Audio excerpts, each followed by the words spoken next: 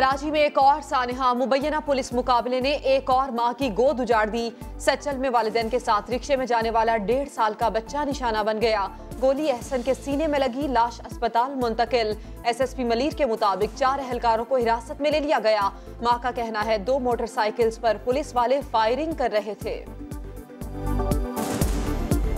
Rickshaw में बैठ रहे थे, सामने पुलिस की बाइक थी, 2 बंदे बैठे थे पुलिस के। उन्होंने पिस्टल निकाली, चिल्लाते हुए आ रहे थे। साइड में दूसरी बाइक भी थी, उन्होंने पिस्टल निकाली और फायरिंग शुरू हो गई। तो मेरा मियाँ डर गया, उसने कहा कि ये खून बहना शुरू हो गया बच्चे के सीने से।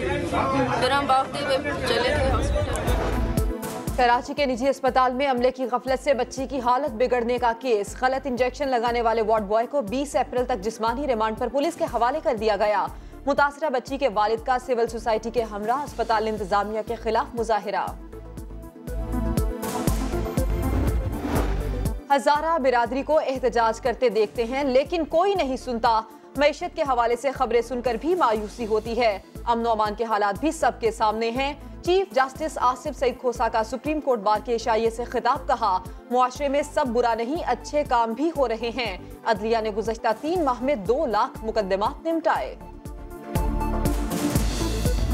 यूरोपीय यूनियन है या UK है और बहुत सारे लोग इसलिए हम वापस नहीं ला पा रहे कि हमारे यहाँ कई जराइम में डेथ पनिशमेंट है। तो उन मुल्ज़मान के लिए जो हवालगी का मुआहदा होगा उसमें ये जो डेथ सेंटेंस है ये अप्लाई नहीं होगी। अल्ताफ़ हुसैन को भी वापस लाना ज़रूरी है। इसके अलावा इसाक डार हैं, हुसैन नवाज़ हैं, हसन नवाज़ हैं। ये भी पाकिस्तान के दिए हुए तोहफे हैं बरतानिया को, जो हम उनसे वापस चाहते हैं। पाकिस्तान से मफरूर मुजरिमों के लिए बुरी खबर। बानिया MQM समेत मुजरिमान पाकिस्तान लाए जाएंगे मगर तख्तादार से बच जाएंगे। विफाकी काबीना ने बरतानिया से मुजरिमान की वापसी के लिए पाकिस्तान पीनल कोड में तब्दीली की मंजूरी दे दी। विफाकी वजीर इत्तलात फवाद चौधरी कहते हैं इसाक डार, हसन और हुसैन नवाज भी बरतानिया को दिए गए तोहफे हैं जिन्हें वापस लाना है। कहा यूरोपीय यूनियन के मुमालिक सजाए मौत के बायस मुलजिम को हवाले नहीं करते। पीनल कोड में तब्दीली के बाद मुल्जिमान की वापसी की राह हमवार होगी।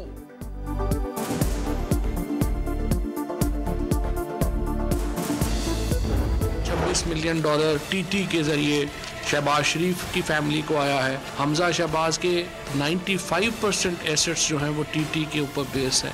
जो बहनें हैं उनकी जो 100% एसेट्स हैं वो बाहर से आने वाले पैसों के ऊपर है। पीपल्स पार्टी की जो लीडरशिप है उसका भी यही हाल है। इस तरह के और भी मुकदमात आपके सामने आएंगे, होशरबा तफसीलात आपके सामने आएंगी, उससे आपकी बिल्कुल नींदें उड़ जाएंगी। शरीफ और जरदारी खानदान की करप्शन के मामलात मंतकी अंजाम तक पहुंचाएंगे। सलमान और शहबाज शरीफ के पास मनी लॉन्ड्रिंग पर कोई जवाब नहीं। हमजा के 95% और शहबाज शरीफ की साहबजादियों के तमाम असासे TT के जरिए आए। फवाद चौधरी कहते हैं जरदारी ने करप्शन का नया तरीका लाकर अपना बैंक खोला। एमनेस्टी स्कीम पर फैसला 1 दिन के लिए मौखिर। कल खुसूसी कमेटी मामले पर गौर करेगी। इजलास में वजीर आजम ने कहा ऐसी स्कीम्स PTI के मंशूर के खिलाफ हैं। कौम को बताना होगा एमनेस्टी स्कीम की जरूरत क्यों पड़ी।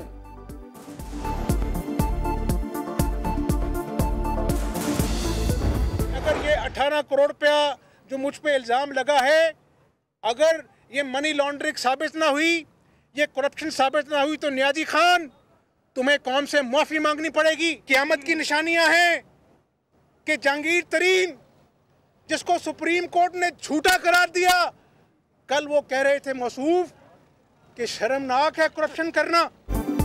करप्शन के इल्जामात साबित ना हो सके तो हुकूमत को माफी मांगना पड़ेगी।